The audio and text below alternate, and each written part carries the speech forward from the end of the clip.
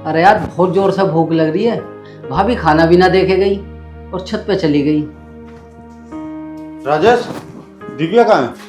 वो भैया भाभी तो छत पे गई है। और भैया ये कौन है? अरे बता दूंगा कौन है ये भी। जा पहले अपनी भाभी को बुला के लेकर आ। जा बैठो। तुम बैठो, मैं तुम्हारे लिए पानी लेकर आता हूँ। अरे नहीं भैया, मैं ठीक हूँ, मुझे प्यास नहीं लगी है। आपका बहुत बहुत शुक्रिया कि आप मुझे अपने घर लेकर आ गए। अरे नहीं, शुक्रिया की कोई जरूरत नहीं है। अभी मेरी वाइफ आ रही है, मैं तुम्हें उनसे मिलवा देता हूँ और तुम उनके साथ रहना। जी भैया। अरे पौधे तो बहुत अच्छे हो गए हैं और मेरा तो बैंगन भी हो गया इसमें, जो मैंने पौधा लगाया था। चलो ये भी अच्छा हुआ कि राम जी बरस गए, कम से कम इन्हें पानी तो मिल गया। 2-3 दिन से मैं छत में भी नहीं आई थी।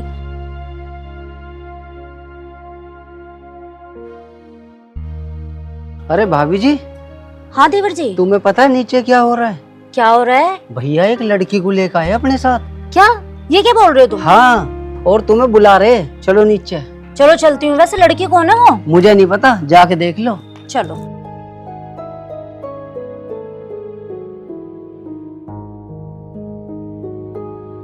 लो आ गई मेरी वाइफ भी।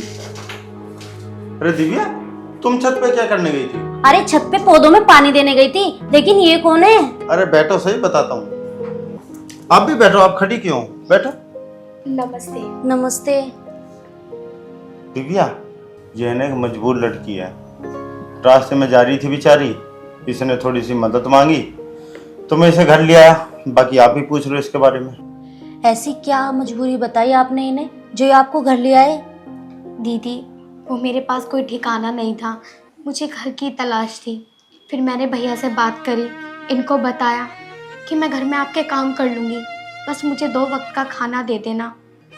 क्योंकि मैं एक विधवा लड़की हूँ। मेरी शादी के बाद मेरे पति 2 महीने में चल बसे। उनके जाने के बाद सास ससुर ने मुझे अपने बेटे की पनौती समझा। वो घर से थक के मार के बाहर निकाल दिया। तो तुम अपने घर क्यों नहीं गई? घर चली जाती। दीदी, इसका भी बहुत बड़ा कारण है। मेरी कोई अरेंज मैरिज नहीं थी, मेरी लव मैरिज थी। अपने घर वालों से रिश्ता खत्म करके मैंने उनसे लव मैरिज की थी। लेकिन लव मैरिज के चलते मेरे सास ससुर इस शादी से खुश नहीं थे और मैं अपने घर भी नहीं जा सकती और जाऊंगी भी कैसे? मैंने इतना गलत काम जो किया है। तुम परेशान मत हो, कोई बात नहीं। तुम्हें हम यहाँ रहने को छत भी देंगे और 2 वक्त की रोटी भी देंगे और साथ में तुम्हें पैसे भी देंगे ताकि तुम उससे अपना जीवन काट सको। मेरे हस्बैंड बहुत अच्छे इंसान हैं और दीपक, आपने बहुत ठीक किया जो आप इन्हें यहाँ पे ले आए। दिव्या, मैंने इसकी मदद इसलिए की, ये बेचारी पता नहीं कहाँ दर दर की ठोकरें खाती, पता नहीं क्या होता है इसके साथ, इसलिए मैं इसे यहाँ ले आया। अब तुम ना इसे अपनी बहन की तरह रखना। तुम परेशान मत हो, मैं कह रही हूँ ना, तुम्हें हमारे घर में कोई दिक्कत नहीं होगी। वरना जैसा जमाना चल रहा है ना, तुम्हें तो लोग बाग जीने भी नहीं देंगे। लेकिन परेशान मत हो, मैं तुम्हें अपनी छोटी बहन की तरह रखूंगी। बहुत बहुत शुक्रिया दीदी। आप जैसे लोग दुनिया में बहुत कम मिलते हैं, वरना मुझ जैसी अभागन को तो लोग नोच नोच कर खा जाते। तुम रो मत, मैं तुम्हारा दर्द समझ सकती हूँ। पता नहीं भगवान ने मेरे साथ ही ऐसा क्यों किया। पहले तो मेरा पति छीन लिया, उसके बाद मेरा घर छीन लिया, मेरे सास ससुर छीन लिए, मेरे माँ बाप छीन लिए। बस करो, परेशान मत हो। देखो समय के साथ सब बदल जाता है। तुम काम करोगी, तुम्हारे पास 4 पैसे आएंगे और फिर उससे तुम अपना जीवन बसर कर लेना। ठीक है, अब परेशान मत हो। चलो, तुमने कुछ खाया भी नहीं होगा, मैं तुम्हें कुछ खाना वाना खिला देती हूँ। आओ अंदर चलो।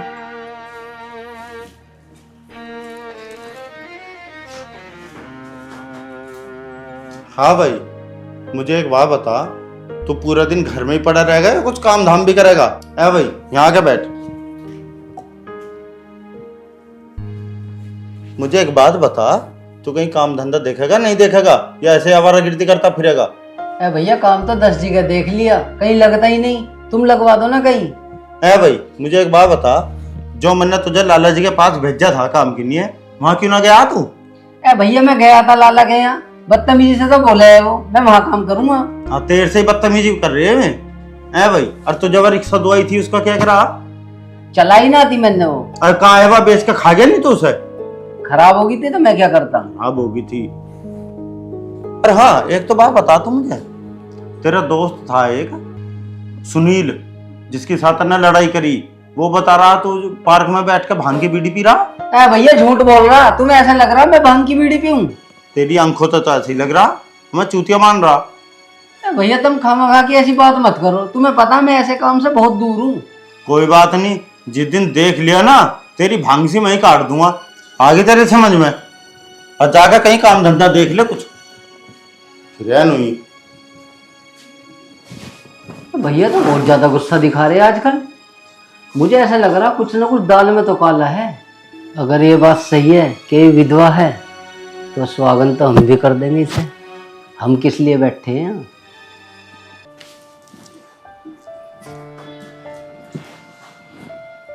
लो खाना खा लो। दीदी, जब से मेरे पति गए हैं ना, मेरा कुछ खाने को भी मन नहीं करता। बस दिन रात उन्हीं के बारे में सोचती रहती हूँ कि आखिर मेरे साथ ऐसा क्यों हुआ। अगर जाना ही था तो पहले मैं चली जाती। अरे तुम ऐसी बातें क्यों कर रही हो? देखो तुम अब मन थोड़ा मत करो, लो खाना खा लो, खा लो। वाकई में दीदी, आप बहुत अच्छी हो, वरना इस हालत में औरत को घर में कोई नहीं रखता। सब उसे अभागन समझते हैं, सोचते हैं कि अगर वो औरत हमारे घर में आ गई तो हमारे साथ भी अच्छा नहीं होगा। अरे ये तो पुरानी बातें हैं, अब तो हमारा देश बहुत आगे चला गया है, अब ऐसी कोई बातें नहीं रखता। लेकिन कोई बात नहीं, तुम इन बातों को सोच सोच के ना टेंशन मत लो। अगर तुम टेंशन लोगी तो तुम्हारी तबीयत खराब हो जाएगी, है ना? तो अब हमारे साथ खुशी खुशी रहो। जो हो गया देखो, उसे तो मैं बदल नहीं सकती ना, लेकिन जब अब तुम हमारे साथ में रहोगी ना, तुम्हें खुद अच्छा लगेगा, है ना? जी। तो खाना खा लो, खा लो। और किसी चीज की जरूरत हो ना तो मुझे बता देना, बिल्कुल भी संकोच मत करना।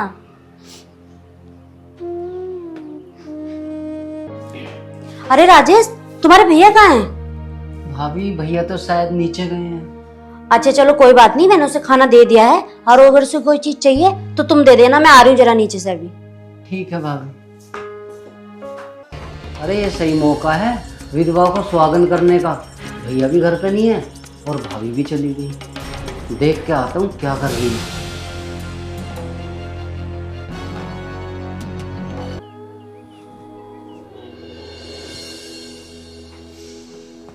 हे भगवान, मैं क्या करूं? मेरा उनके बिना मन ही नहीं लगता। कितनी कोशिश करती हूँ कि मैं अपना मन थोड़ा हल्का कर लूं, लेकिन जितना सोचती हूँ उतना मन भारी होता चला जाता है। तुम क्यों चले गए? मैंने तुमसे कितना प्यार किया था। तुम्हारे जाने के बाद मेरी क्या हालत हो गई है।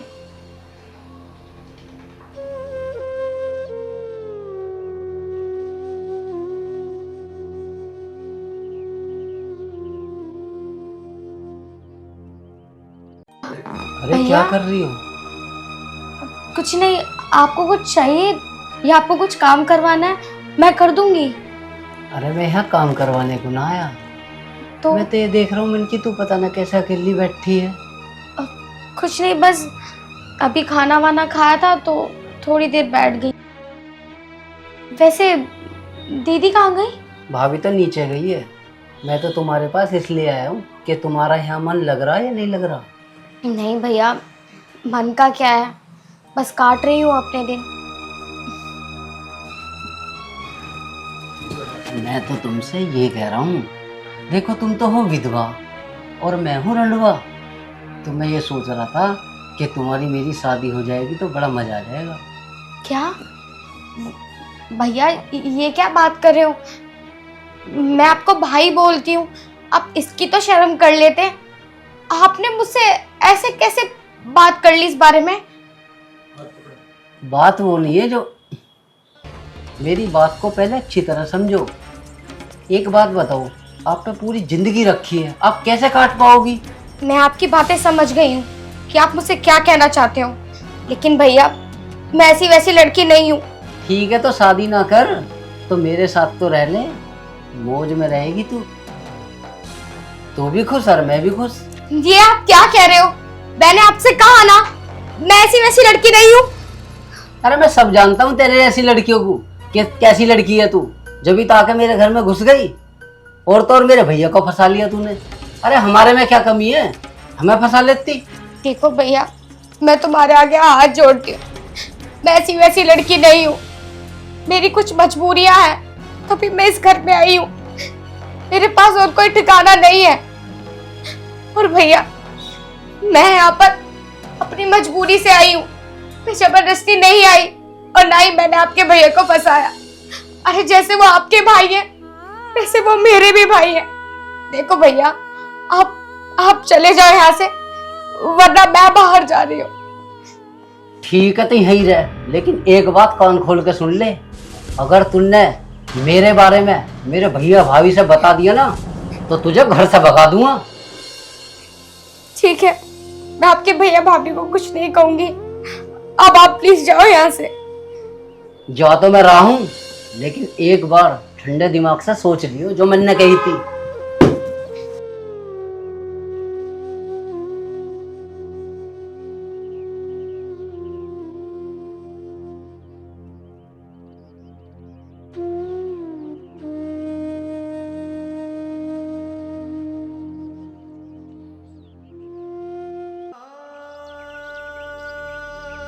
हे भगवान, ये मेरे साथ क्या हो रहा है और क्या बाकी रह गया मेरे साथ होने के लिए?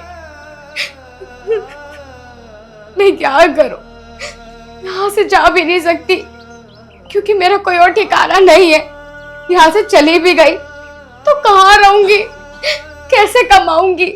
आज के समाज में तो विधवाओं को दुनिया जीने भी नहीं देती, तो उनमें से ही तो मैं एक हूँ। मुझे कैसे जीने देगी? क्या करूं? ना मैं भैया भाभी को बता सकती।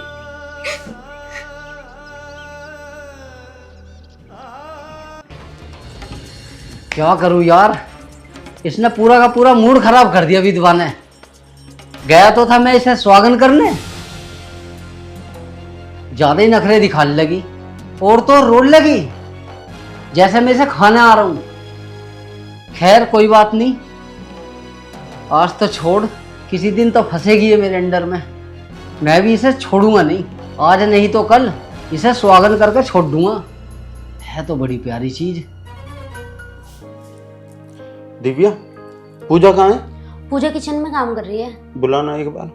पूजा, पूजा। हाँ दीदी, आई।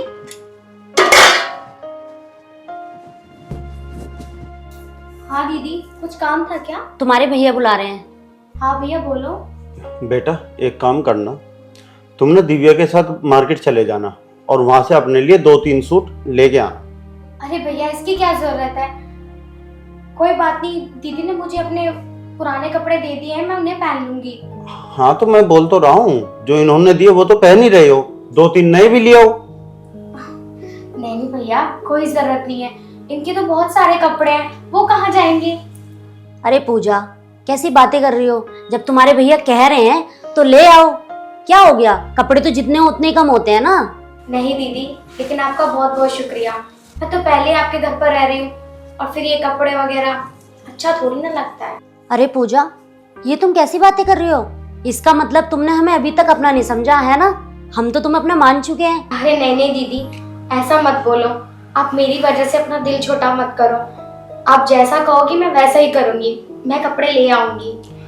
ठीक है दिव्या, मैं तुम्हारे अकाउंट में पैसे डाल दूंगा, तुम अपने लिए भी और उसके लिए भी सामान ले आना, ठीक है? ठीक है। ओ मेरा बैग ला के दो, मुझे ऑफिस के लिए लेट हो रहा हूँ। अरे आप बैठो दी, मैं लाती हूँ भैया। अच्छे से शॉपिंग करना, इसके लिए भी और अपने लिए भी। लीजिए भैया। खाना हो गया? हाँ, खाना रख दिया ना पूजा? हाँ ठीक है, चल, ठीक है। चलो चलता हूँ। आराम से जाना दोनों, ठीक है? अच्छा दीदी, मैं ये कह रही थी, थोड़ा सा काम बाकी रह गया है किचन में, मैं वो कर लेती हूँ। पूजा, तुमने नाश्ता तो कर लिया ना? हाँ, नाश्ता तो मैंने कर लिया था। तबीयत ठीक है तुम्हारी? हाँ दीदी। चलो तुम काम कर लो, फिर काम खत्म करके हम शॉपिंग करने चलेंगे। ठीक है। ठीक।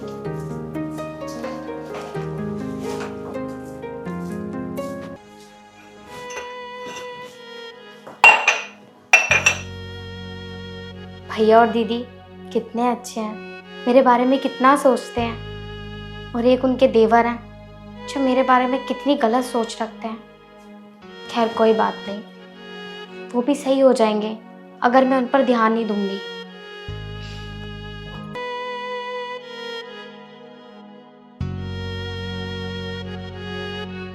चलो सारा काम तो हो गया है, बस ये बर्तन और लगा देती हूँ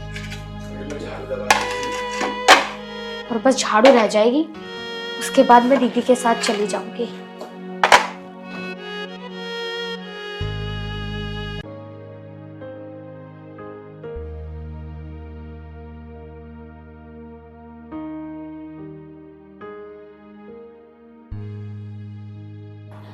क्या करूं यार, मेरी तो कुछ समझ में ही ना आ रहा। आखिर मैं इससे बात करूं तो कैसे करूं? पता नहीं, दिमाग में कुछ आइडिया ही नहीं बैठ रहा। चलो सोचता हूँ। यार एक बात तो है, बड़ी सुंदर लगती है यार, ऐसा मन करता है कि इसे अपनी बाहों में ले लूं। दीदी, आपने दीदी को देखा क्या? मैंने ना देखा दीदी को। और क्या दीदी दीदी लगा रखा है? वो हम दोनों मार्केट जाते, पता नहीं नीचे तो मिली नहीं। आपने दीदी को देखा क्या?